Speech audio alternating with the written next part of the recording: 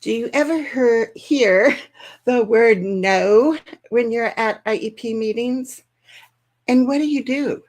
Do you ignore it or accept it and just move on?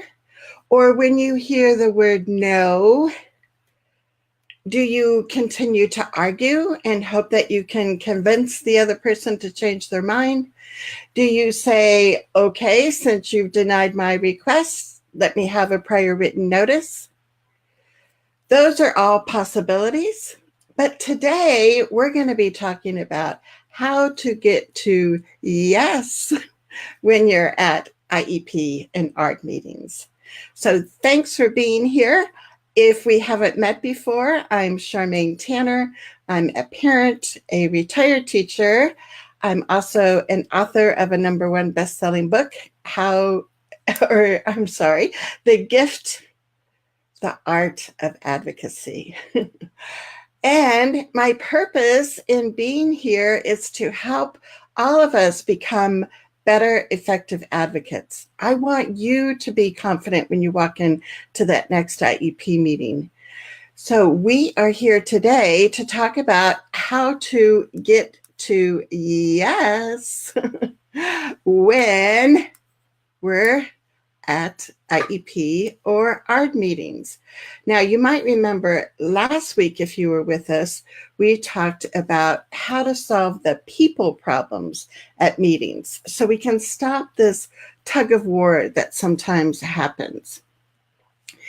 And we looked at the alternative to the tug of war game is based on the book Getting to Yes. And it's, in the marketing world, it's called Principled Negotiations. We looked at the people part of Principled Negotiations last week. Today, we're going to be talking about the difference between interests and positions. And then in future Facebook Live meetings, we'll be going into the options, how you create more options at meetings. And the fourth part is the criteria. How do you decide if this is going to be a good decision or not for your child? Last week, we talked about separating the people from the problem, putting aside our dislike for the individual people there, and instead concentrating on resolving the problem. One mantra that you can remind yourself is don't get mad, don't get even, but to get what your child needs. So how are we going to get to yes? That's going to be our goal today. And if you are watching us live or you are watching the replay, make sure to say hi so I know that you're here and we can have a conversation. It's a lot more fun when it's interactive, and it's a lot more meaningful for you when you can ask questions, when you can bring up situations, and we can use that as our discussion today. So if you are liking this, give us the thumbs up, or you can share it with others to make sure that your friends also get this information. So we're looking at how to get to yes. And I think one of the first things is we need to talk about perspective. And so I like this. It says, life is all about how we see things. So look at this picture. Are you seeing a side profile of the person? Are you seeing one side of the full view of the person? Or can you see both sides? So let us know. You can type it in the comments. But the purpose is for us to look at when we're sitting in IEP meetings that we know there are going to be different perspectives, right? Because we all come to that meeting with different background information. We come to that meeting with preconceived notions, with what's happened before in IEP meetings. So keeping that perspective and having the ability to be flexible in our thinking and looking at how the other person is seeing the situation can be very helpful. So Carla is saying both. Cool. Yeah, because that's going to help you, Carla, to be able to see other people's perspectives. And as much as we don't want to sometimes, I think that is really one of the first steps to getting to yes when we're at meetings. So let's keep going here. The big thing that we're going to focus on today is the difference between positions and interests. And there's an awesome short, I think it's like a 7-minute video on the Cadre website that I will come back and post the link to that really helps describe the difference between positions and interests. Oops, and I don't think I was showing that. Let me go back here. So the Cadre film, like I said, I'll give you the link for that.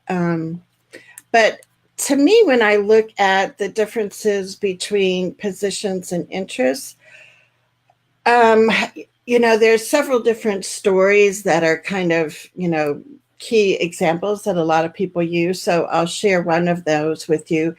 And, it's a family in the kitchen and there's 2 young kids. There's one orange on the counter and both kids want that same orange. And the mother is kind of beside herself because it's like she's tired of her kids arguing. But here they have the orange and they're like fighting back and forth. No, I want it. I want it. Well, the smart thing that the mother does is she talks to the kids and she tries to figure out why they want the orange. Now, you may think like, Charmaine, that's like crazy. They both want it because they both want to eat the orange. But that's an assumption that we make.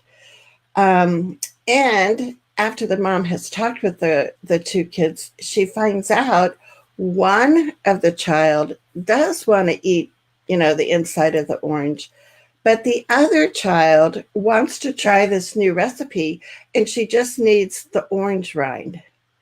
So instead of cutting the orange in half and nobody's happy, the mom has chosen to dig deeper and figure out what her kids really want and how to do that.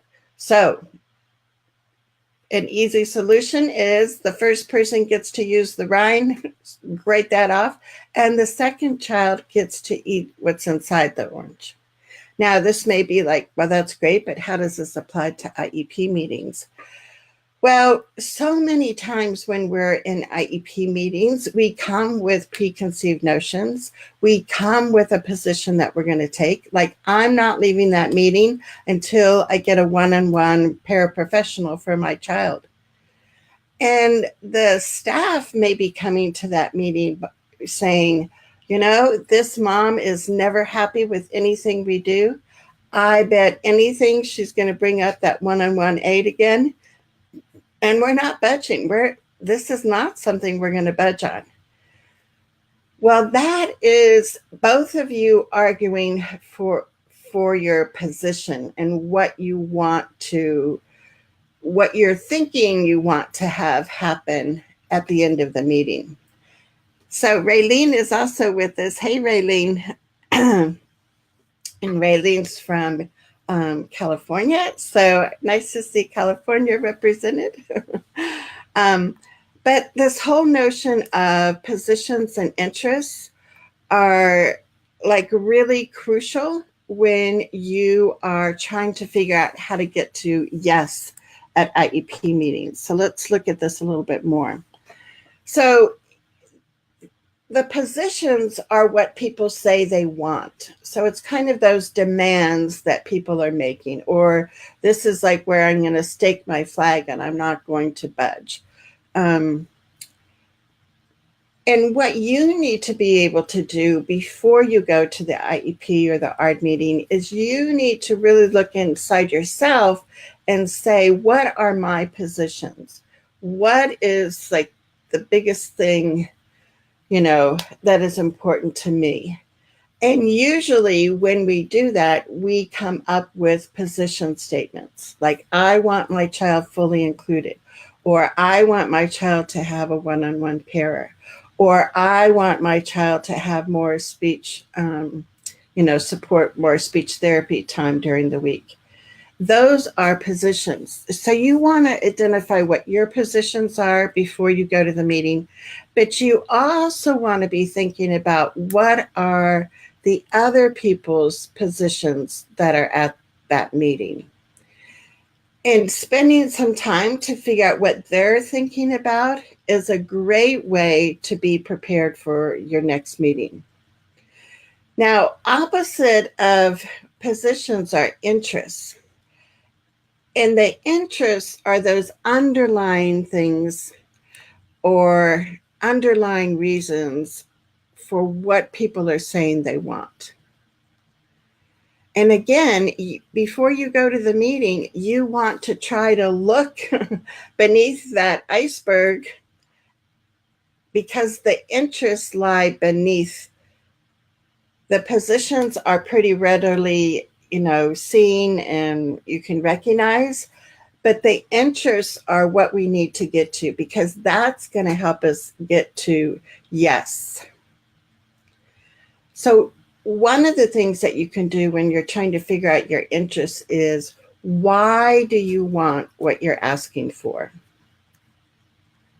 And if we go back to the example of a parent that wants a one-on-one paraprofessional, one of the first things that I'll talk about with the parent as an advocate is to say, okay, so I understand that you really want the school district to pay for a one-on-one para.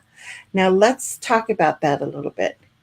And I asked questions to try to figure out why they're asking for that para. I want to know, is it a safety reason? Is it an academic reason that the para is going to be in the classroom helping them? Is it that maybe an adult needs to help facilitate friendships, and so they want that extra adult to be around their child? Because depending on what your interests are, that's going to show where you want to go in that meeting. Because just demanding things and sticking with positions, you're going to keep running up against that no. If you look underneath, not only what your positions are, but also what the staff's positions are, or what their interests are underlying their positions, that's going to help you get to yes. So let me know if this is making sense to you. And if you can think of an example where you were talking about something in a meeting, or you were requesting something and you heard that word no, what did you do about that? Or if you want to bring that up, type it in the comments and we can use that as our real life example as we keep going through our live show today. So again, it's, why are you asking for what you want? And we also want to take time to think, why do they want what they're asking for? So if we look at the example of the one-on-one para, maybe in this situation, the parent is saying, I really want that for my child. My child really needs a para, because when they go on the playground, they're not safe. The terrain is uneven. The wheelchair, we can hardly get it out there. We can't get it down to actual parts on the playground to play. We need some extra help for that. And that's why I want that para there. Well, let's look at what the district is saying, or the school team. Chances are they're going to say no when it comes to adding more staff, right? Well, no is their position, but what are their underlying interests? So type in the comments, what do you think might be some reasons that a district would say no to additional staff? And I'm going to get a sip of water here while you're doing that. So what do you think some reasons are that administrators would say no to getting a one-on-one para?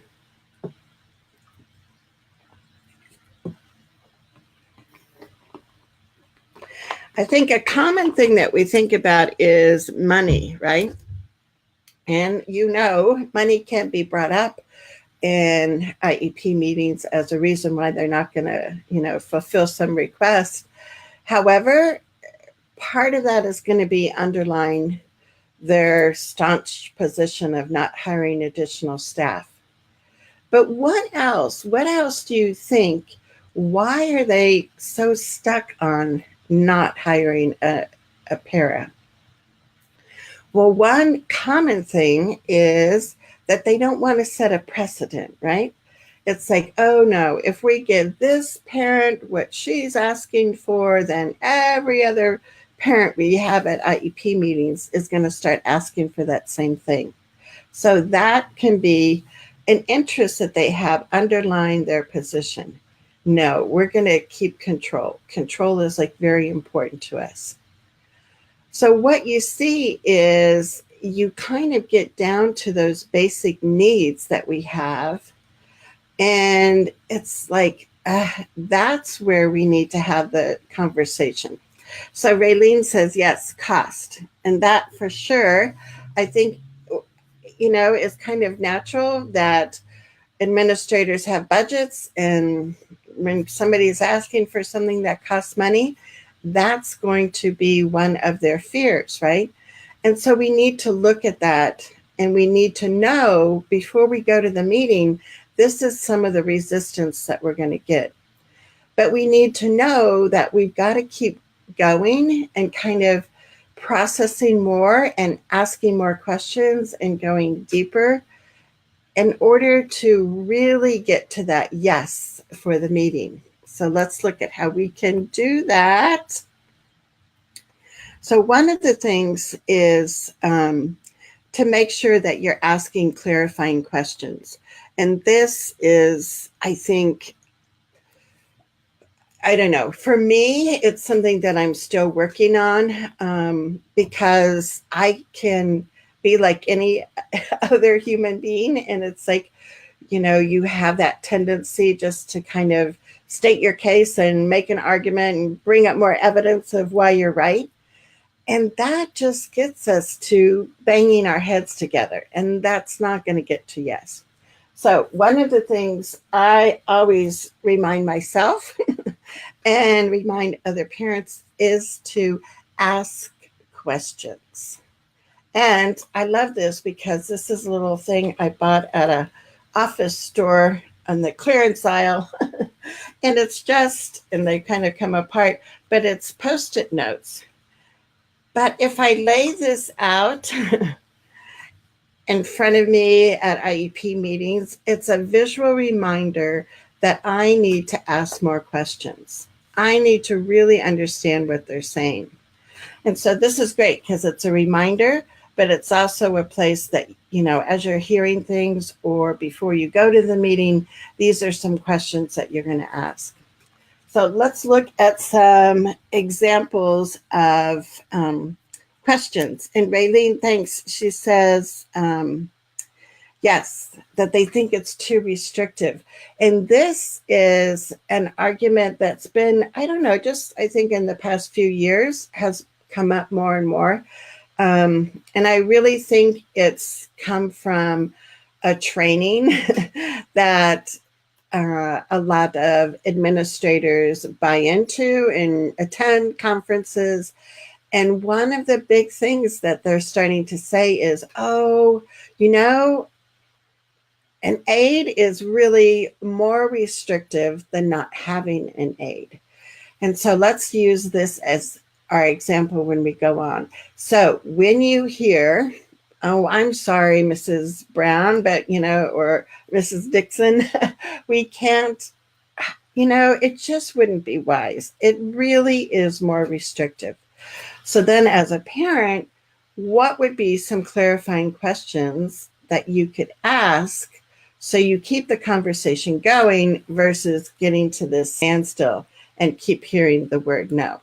So let's look at some examples of those clarifying questions that we could ask. One question that you could ask is, what would it take to? And then, so in this case, it would be, what would it take to hire an additional, adult to help in my child's classroom? What would it take? And the good thing is, with a lot of these, you can make sure that you ask the question, but you pause and you wait for them to answer. Because so many times what I've noticed with parents and meetings is they'll ask a question and then they'll either answer it themselves or they'll just kind of go on to the next topic. And it's like, no, when you ask a question, pause and wait for some responses and look around the room. Look at the people in the eye. Look and expect that they're going to have a response. So, sometimes it's like they just kind of sit there and I let that wait time happen. And it may feel uncomfortable, but we're asking questions that we want to use as conversation starters, and we want to ask these questions to use to figure out what those underlying interests are. Because when you hear that it's too restrictive to have an aid, I think that's this automatic response that they've been taught to say. But I don't think they really understand that. So we want to remember that we're going to ask more of these clarifying questions. So another one is, can you help me understand where you're coming from?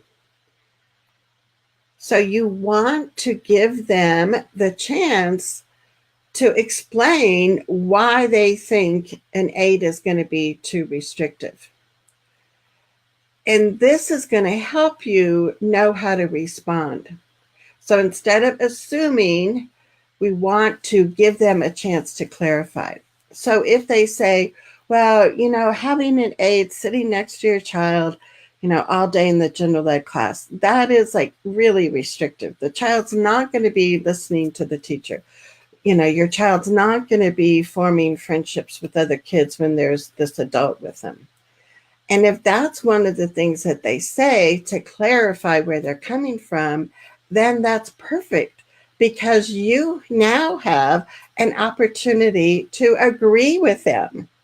And how many times does that happen in meetings where we can agree with what the staff is saying? And you say, that is perfect, because I felt that same way. I don't want the aide sitting next to my child all day in the general ed classroom, because you're right. I want my child listening to the teacher. I don't want that aide preventing my child from, forming friendships with the other kids. You're right. I don't want that either. So that's great. That's something we both agree on. And really point out every time you have, shared something that's a common ground, or, that's something that you both agree on. So now you've kind of taken away the, that kind of presence that their argument has, because you've agreed with it. So now we keep going, though. We want to keep digging a little bit deeper. So what else can we ask? You can ask, how will that suggestion be helpful? So this is if they've offered a suggestion. So let's go to the example of, you've heard that an aid is too restrictive, and that's why they're not going to, hire an additional person. So instead, you could ask another question, and you could say, well, let's look at what the real reason is that we think an additional adult is going to be helpful. We think it's going to be helpful because we could look at the research-based practice of co-teaching and how that is such an effective way to make sure that kids are effectively included in general ed classrooms. So I'm glad you brought, and you could say to them, I'm glad you brought up the restrictive part because I totally agree with you. So instead, we don't want to create that picture of somebody being Velcro to my child. Instead, the picture I have in my mind for why I want to see another adult in the classroom is because I want to see co-teaching happening. I want to see that there are ways that we can approach things in a variety of ways, that it's not just one teacher lecturing, but it's another adult in the classroom that's making that lesson more multisensory. So that's the picture that I have. So right there, you have helped them clarify what your position is. It's not, you don't want that restrictive aid Velcro to your child, just like they don't. And your picture is you have two adults in the classroom helping your child and actually helping all the kids benefit from having this more inclusive way of having children educated in the building, right?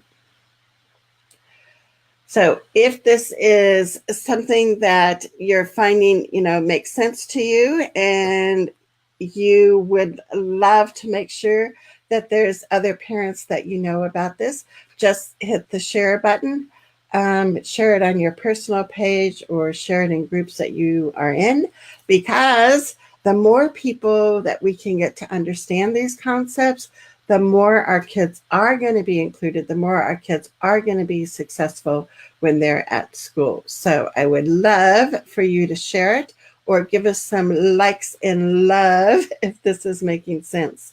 So Raylene, let me know if this is helping, because I think your example is really important and it's a real life example. So I hope as we're talking through this that you're seeing some other alternatives of things that you can say, questions that you can ask. So they've talked about how restrictive it is. You've clarified and said, actually, I'm really looking, the picture to me is more of a co-teaching model. And so then you actually are looking at, maybe it isn't the aid that I need. Maybe it's not, that we're going to hire this additional person, but maybe it's how do we use our staff in other ways. So instead of having a teacher kind of stuck in the resource room down the end of the hall, how can we free up some of that resource teacher's time so that person can come into the general ed classroom and help co-teach and help facilitate learning? So do you see, it's like we switch it. It's not that the aid is what's most important. What's most important, what our underlying interests are, is that our kid is going to be learning academic skills where they're in the classroom. And our picture of how that's going to happen is having another adult in the room. It doesn't have to be an aide. It can be somebody that's already on staff. Sometimes it can be a Title I reading teacher that goes into the classroom and co-teaches. So those are the things, these are the possibilities that start coming up once you are trying to get to those underlying interests so you can get to a yes and you can get agreement on how you can make this happen. So Holly's with this. Hey, Holly. She says that she really likes the idea of a co-teaching model. Yes, and just to put in a plug for co-teaching models a little bit further, July 26th, the end of the month, the last Thursday of the month, Paula Cluth and Julie Costin are both going to be on, and they're going to be talking about the co-teaching model. So Make sure you put July 26th on your calendar, because that's going to be an awesome show all about co-teaching. And, sometimes I think parents might think like, Charmaine, why are you telling us all this stuff about, things that teachers need to know? This isn't, what parents get involved in. But I think as parents, we need to have some basic knowledge, some basic information about what makes inclusion work in order for us to have ideas that we can suggest at the IEP meetings. So Raylene says, I need to get better about asking the clarifying questions. I think that will help everybody get on the same page. And Raylene, I'm right with you. I mean, I have to make that kind of a conscious thing before I go into meetings, because I was a debater in high school. So part of my natural tendency is just to start debating with people. And I have to step back and I have to realize that that's not going to get us as far as if I use things like asking clarifying questions. So that's why, you can get some little visual that you put down in front of you when you're at meetings. So visually, it reminds you, what kind of clarifying question could I ask for, or could I ask at this time? So let's look at some other ones here. Here's another great one. It's, what benefits can we expect if we did that? So when we're using the example of, now we've figured out it's not necessarily a para that we want in the classroom, but what we really want is we want to look at the school changing how they service kids, and we want to explore that co-teaching model. And we can look at what would be some of the benefits. Now, this is where, you can pull out some research-based articles. I'm not sure at the IEP meeting is the best time to do that, because people really aren't going to sit there and read that. You can point out some highlights of research-based articles about the benefits of co-teaching or the benefits of inclusion, and say, if you'd love to read more about that, I've got some copies of articles I can share with you. But you want to explore what would be the positives. So if we look at co-teaching, if we look at having our kids successfully included, we know probably from a lot of, things that we've learned ourselves about inclusion, is that it benefits all the kids in the class, not just the student with a disability.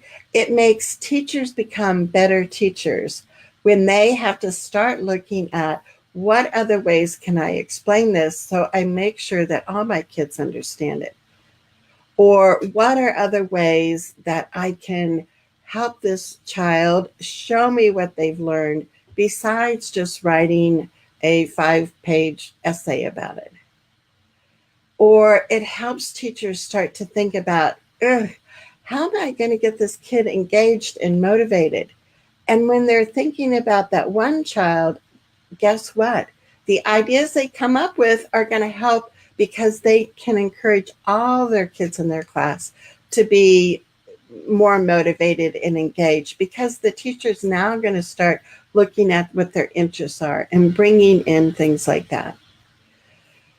So co-teaching, the principles of universal design for learning, are all things that will make the teacher better. And then I think the thing is, we look at, it's not just this one teacher teaching the class that your child's in, but what can that principal do so their whole building starts embracing other ways to work with kids?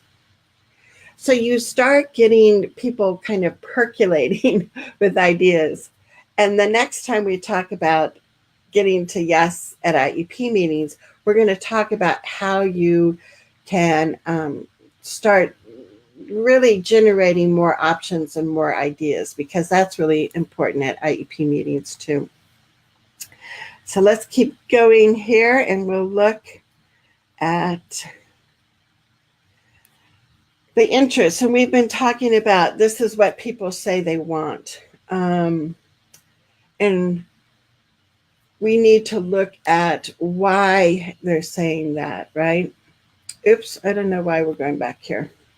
It seems like I should be past these, right?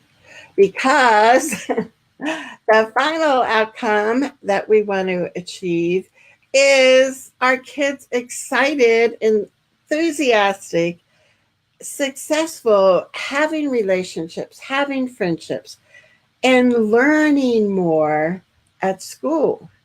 And when we get to more yeses during IEP meetings, this is the outcome that we're going to have. So this is the exciting part, because we finally get to, instead of arguing during IEP meetings, we ask those clarifying questions that helps you get to yes, that helps you figure out what those underlying interests are. And it dissolves that, like, I'm going to go marching into that meeting and this is what I'm going to demand, and I'm not going to settle for anything less. And instead it's like, I was always thinking I needed a para, but guess what? Yeah, there's ways that special ed teacher could do some collaborative planning. So there are other ways that we can reach that really big goal that you have. And that's why I want you to spend time to think about what those underlying interests are that you have. Why are you asking for this? What would this look like for you? So clarifying questions can be helpful for you to ask during an IEP meeting, but clarifying questions can be helpful for us before we even go into that IEP meeting. We have to identify what we really are picturing, and then we need to bring that to the table. So let me know if this has been helpful. If you have any other questions or comments, type them in the comments and we can address those, because yeah, it's really important. It makes a huge difference just employing using that strategy of clarifying questions. And one of the books that I showed you last week is this book from Nicholas Martin, and I always have to turn it. So this is a guide to collaboration for IEP teams. And this is a really good book, and I'm sure you could just check it out from your library, because, you know, books can get expensive when we keep adding more books to our library. And this book is really written, I think, more for school people and more for like facilitators of IEP meetings. But again, I think, you know, a strength that I bring to the advocacy world is my past teaching experience. And I want to use that. I want to tap into some strategies that are being taught to teachers and administrators, because that's going to help me as a parent. That's going to help me as an advocate be even more effective at IEP meetings. So I encourage you to check that out. Of course, I would have to say also the Art of Advocacy book that I wrote, A Parent's Guide to a Collaborative IEP Process, is also a good book that you can have in your library. So let me know. Hallie says that this has been good information. And she says, thank you. And Jessica's with us and she's giving us a thumbs up too. So thank you, Jessica. Next week is a time where we're going to be having a guest on our show. And it's an advocate from Virginia, Cheryl Poe. And she just submitted a systemic complaint against the Virginia Beach City Public Schools. And there are 9 parents in this named complaint. So it's really kind of exciting what can happen when a group of parents get together. So I really encourage you to stay tuned next Thursday at noon Mountain Time to hear Cheryl Poe.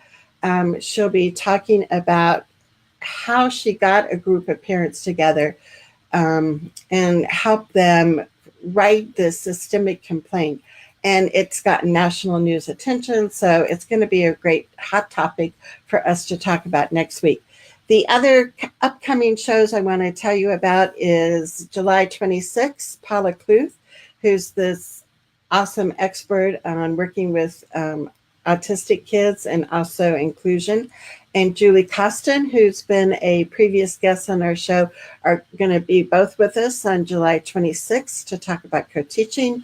August 2nd is another show that you want to write down to be at, because I'm going to be talking to the author of a new released book, Differently Wired Kids, and she's going to be with us too. So we have a great schedule lined up for our next Facebook Live shows. I encourage you to come back, and Talia says, looking forward to that she's heard about her. So yeah, Paula Kluth, I don't know if you're talking about her or Debbie, who wrote the Differently Wired child book. All of these guests are going to be super, super, super. So I hope you guys encourage your friends. The more we get parents educated and learning more about effective techniques for advocacy, the better we're going to make change. And not just change for our kid, but we're going to be making more systemic change, which is really what we need to be looking at. So I'm excited that you are on this journey with me. I'm Charmaine Tanner. I am here to help all of us become better advocates. And I look forward to seeing you next Thursday at noon Mountain Time. Until then, take care, everybody. Bye-bye.